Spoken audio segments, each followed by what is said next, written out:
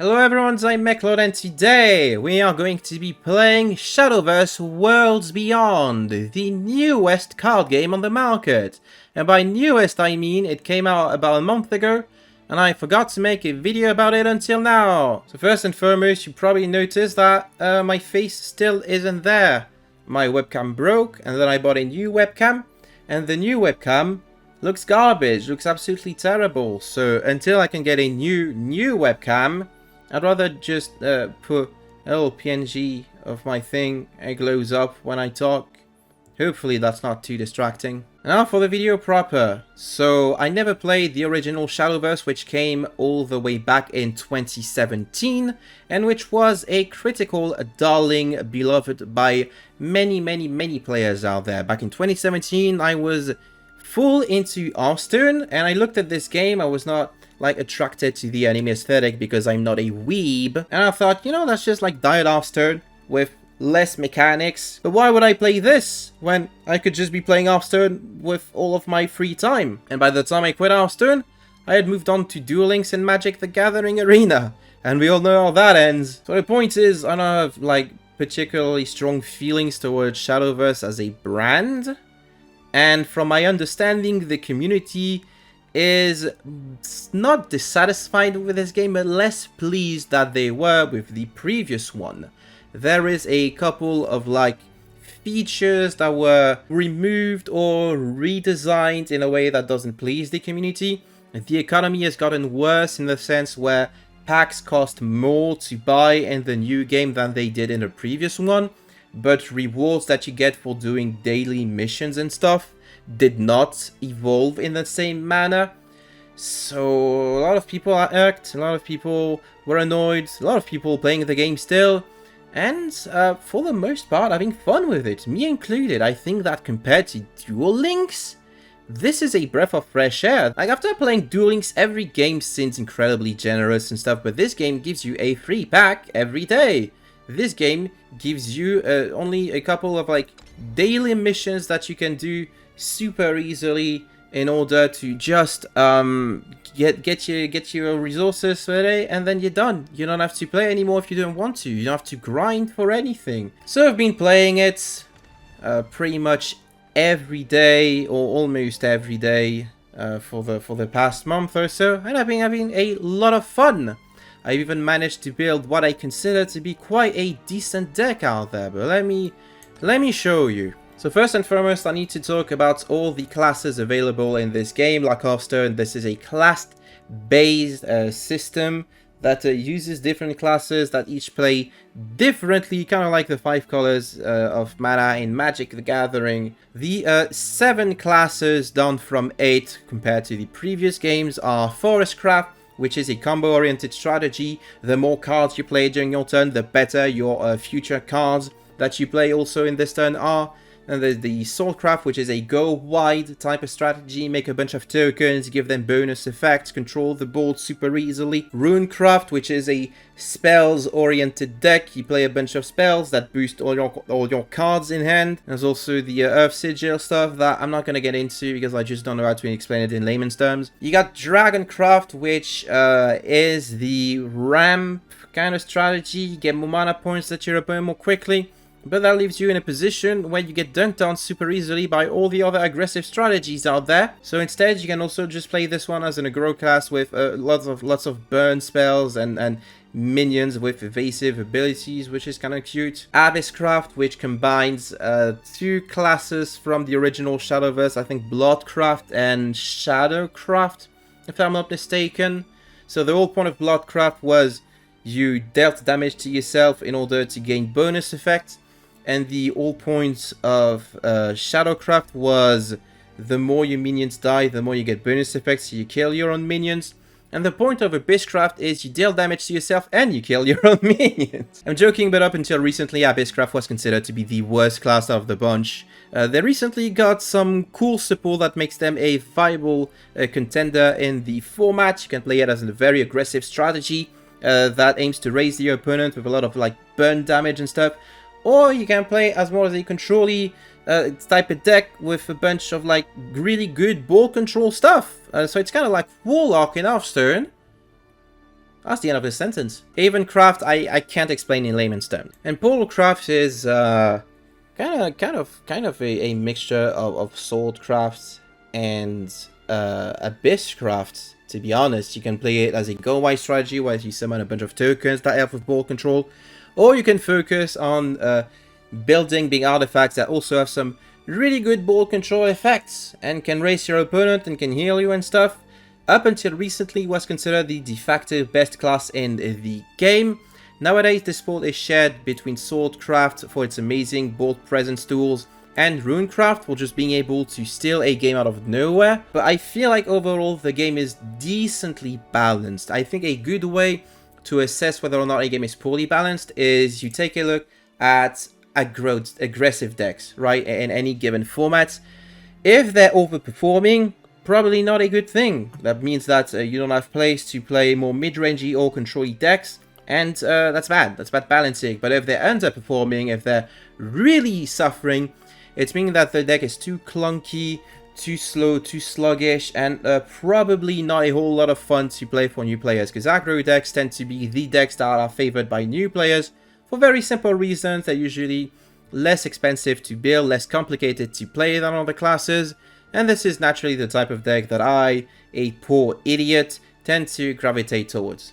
With that out of the way, this is the deck that I am currently playing. It is an Abysscraft Aggro strategy with a bunch of cheap minions that just give you some board presence and some card advantage, like these two give you something when they die.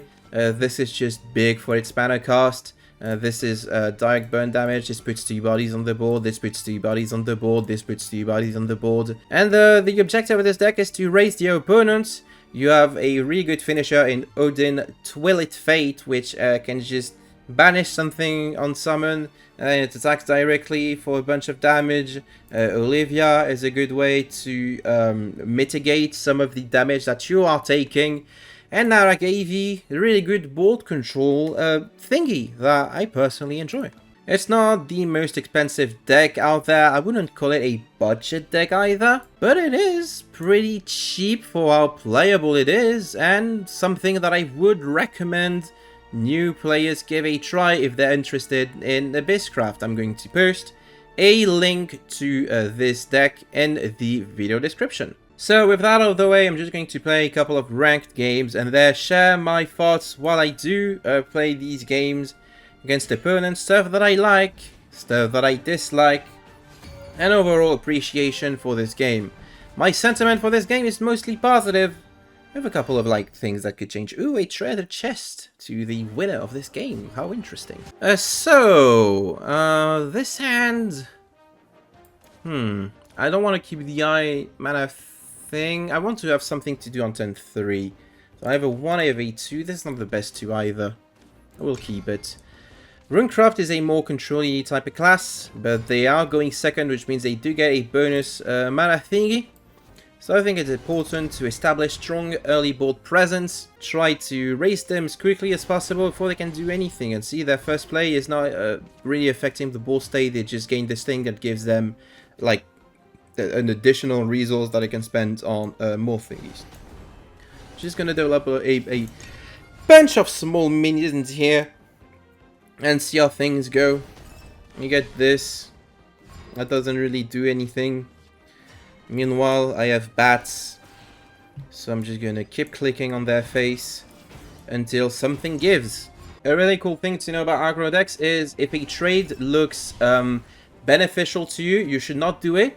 Because if a trade is good for you, your opponent won't do it, so they won't do it. So you have more time to just punch their face in. With that being said, I think it's time I create a little bit more of a board for me. So, now that 4 of my things have died, I can put this thing in. It's gonna punch them in the face. And then we put some more bats. And just widen the gap between lives. They can evolve, and I'm not 100% certain of what all decks in the game can do yet, but I do know this card, which is pretty good bang for their buck. Legendary cards tend to be really good.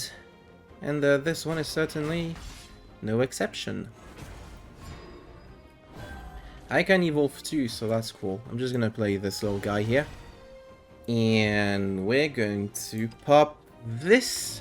When it evolves, you pop the thing. I'd rather pop the thing that stays on the field. This will just destroy itself, so that's no concern. Place this for later. It's gonna make ghosts later. Do I want to attack? If I attack, actually... do I want to keep the 4-4, or do I want to go drain them for a bit more life? My hand is not the greatest, so I think I'm just gonna try and race. Like, not the most beneficial trade out there, but sometimes you have to make these less interesting trades. And of course they have the second one, so that was all for naught. This is still fine. This is still okay. What's really missing from this hand is a big sweeper that I can drop on like 7 or 8 in order to do something. So in the meantime, I'm just gonna keep putting little thingies on the board. And I'm tempted to do damage now. You know what? I'm just gonna do direct damage now. Force them to have something to recover some life or protect themselves, but them being Runcraft means they probably... The third one? The third one? Oh my god. This is disastrous. So in this position, I have probably lost, right? Like, I've lost board control. There's no way I can really... Ooh, that's really good. That is potentially really, really good. This going the right way could represent lethal. So right now I have 1... that's not enough. I can't win this one. Shame. Oh, there you have it. That's aggro decks for you. I'm not mad. That's what I signed up for. Actually, I'm a bit mad. There are 3 Anangreas. That's completely bonkers. How was I supposed to win? Next game will go better. Next game is gonna go just fine. Next time, it won't be Runcraft. It will be some other thing. God damn it. I'm going first too. No. I feel like going second is so much better in this game than going first. Case in point, if I were going second, I would be able to coin this out and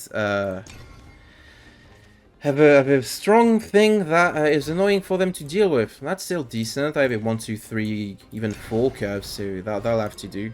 I'm gonna play this little Bat Giver once again, and hopefully they won't get to do anything. See? They just pass. Play the Succubus, Punch. And this is the beginning of a very promising game. It's only gonna go... What is that? I've never seen this card before. Okay. It just allows them to get this, which gives them some resources for later turns. I'm gonna make the clock tick even further by playing this guy. Gives you the emblem that deals 1 damage to both players for 5 turns. So that's fine.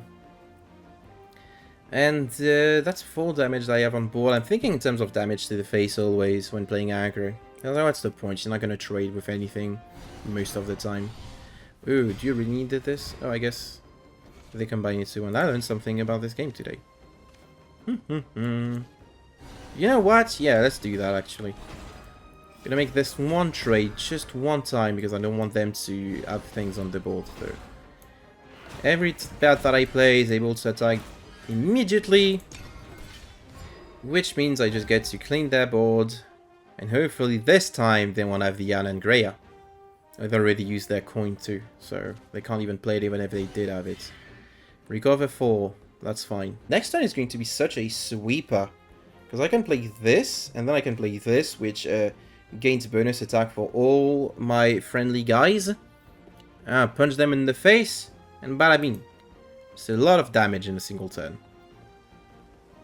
I think they realized that. I think they that's why you're not passing. I would appreciate you more if you were passing. Yeah, draw your cards.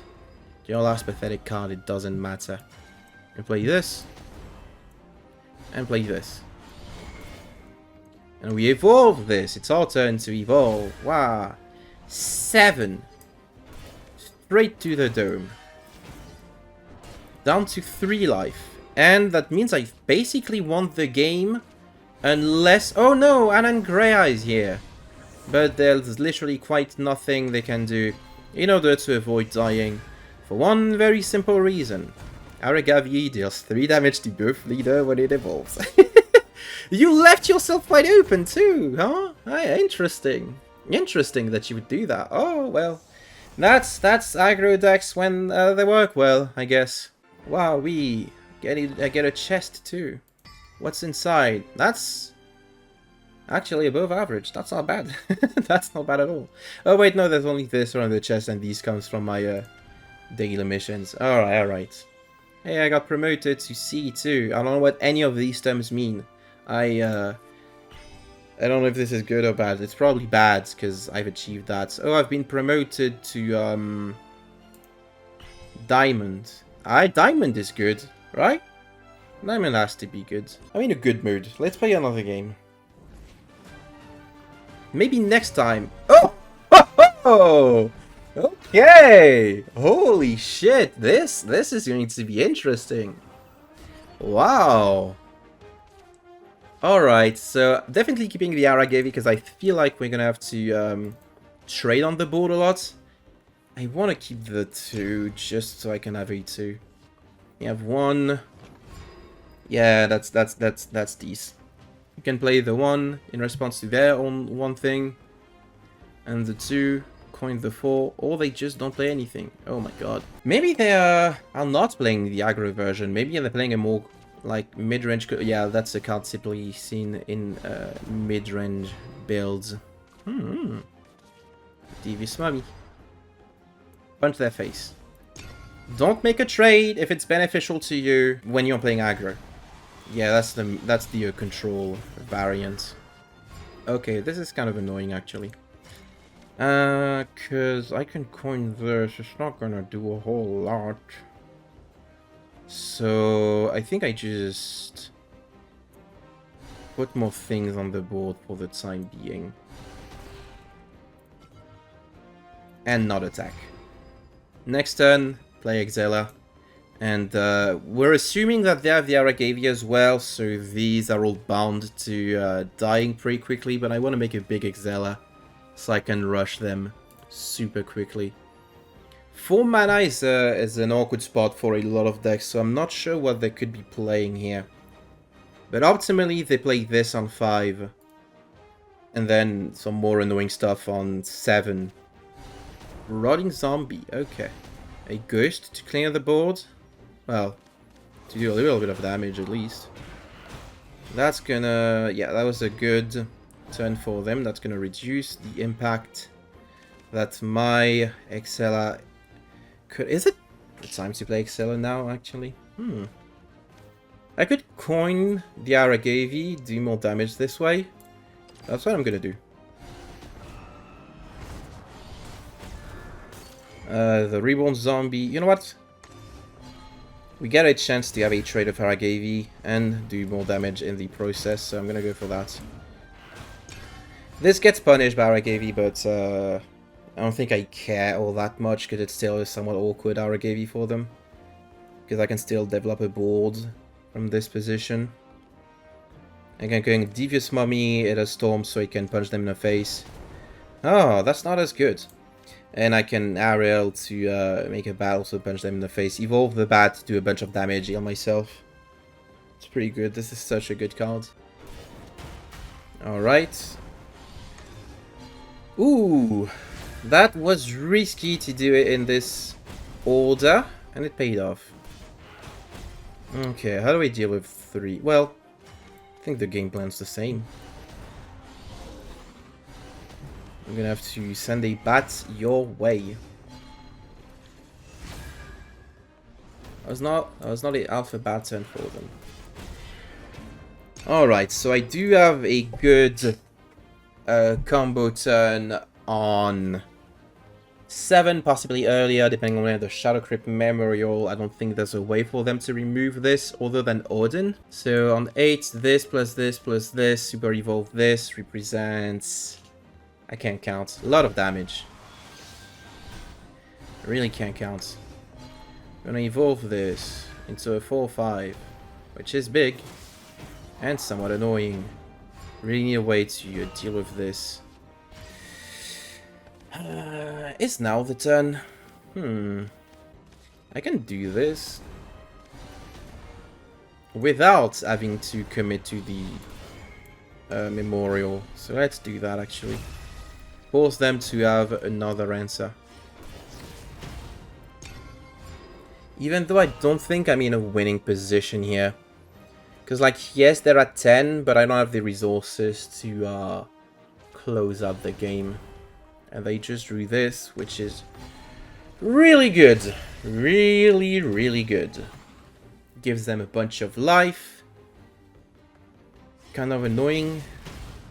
Really praying that I draw via Odin in this very instance. And now they're the aggressor. So, oops. That's not enough, is it? That's 3. That's 2. 3. Do this first. I don't think that's 14. But I'm gonna do it anyway. Because what other choice do I have? Yeah, no, that's exactly... That's 10. Ah! If this wasn't here... Oh... well, you gotta know when to pull them. No! I like that the game doesn't tell you, oh, you lost. It just says game. I can appreciate this kind of positive reinforcement. Thank you, game. The next one is gonna go better. The next one is gonna go better. Oh, Portalcraft. It's been a while since I've seen Portalcraft, honestly. Oh, I don't like going first against Portalcraft. No! I don't like going first in general. Oh. Maybe I keep this. Yeah, and I'm just gonna cope that I'm gonna open a decent 2. Okay, well. That's what I get. And that's an okay-ish 2.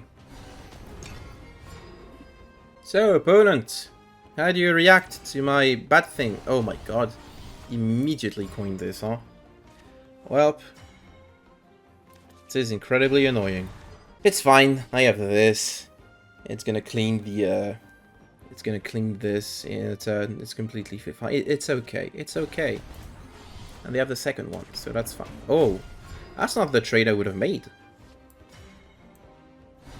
That was a rookie mistake. Or maybe it wasn't a mistake. I don't know. We'll see. I do have a 4 and I do have a 7. I'd like things in between. This thing doesn't have rush, does it? No, it doesn't. Bloop, bloop, bloop, bloop. Time to go all to the face. Nah, I don't want to let them have a single thing on the board. It's too potentially threatening. Plus, it fuels my shadows quicker, so that I can get the mummy and do a little bit of damage. This was always expected. This is fine. This is also super fine. They can use this to gain a bunch of like life across a couple of turns, but it's cool here. Yeah. Name of the game is put things on the board. And try and race. So they're at 11 and have 8 damage on board, so if they don't manage my board, which I'm sure they will, but if they don't, that's lethal. Second catapult, okay. They can use either of those to get the thing that gives them life, okay. Well, that's annoying. It just delays what could potentially be my victory, but it's fine. It will die at the end of their turn. My turn, rather. Wait, is this still lethal? Ah, no, it's not. No, it's not, because that's 4, 5, plus 2 from the evolve, 7. 10. It's close, but it's not it.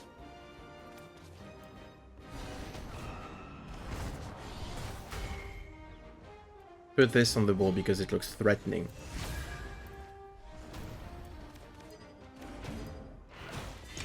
Alright, that should be fine. That should be okay.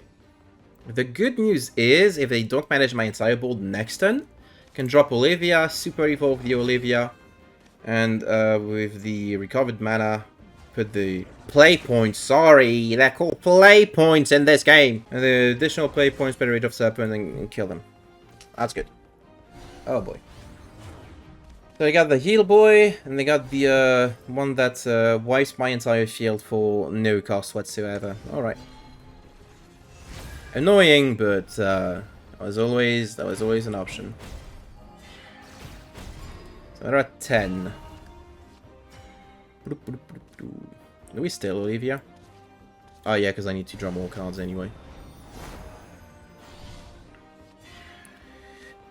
Oh, that's so good. Is it 2, 7? I need to do this now, I feel.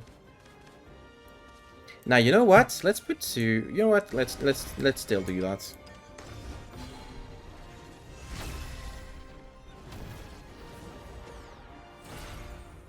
And we can't punch their face, but we can still do some chip damage.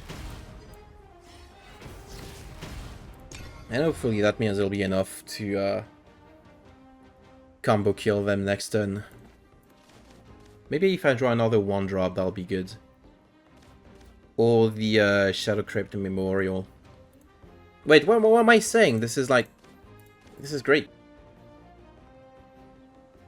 Ah, they're just giving up. Oh well. Sometimes you just don't have the outs. Wowee, I want another game. That's pretty cool. Didn't get a chest this time, but what can you do? Speaking of chests, I'm just going to end this video in the weirdest thing I've ever seen in a card game. A in-game lobby with customizable avatars. Because why not? Here I am. That's me. Wow. This looks terrible. I think I did all of my quests for the day. I have completed the Rupees Galore event. Except that I missed the first day. Because I was out having fun with friends the entire day. How silly of me. I just get to open a bunch of chests. Which is still pretty cool. I'm gonna open them together. Wow. Oh! Oh, I think I have like 3 copies of this guy already. It's not that big a deal. Let's see, what's this? Chest number 2, a bunch of rupees. Okay.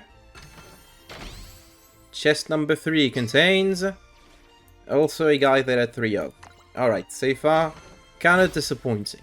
Kinda disappointing. Chest number 4, more rupees. Alright, I'll take those.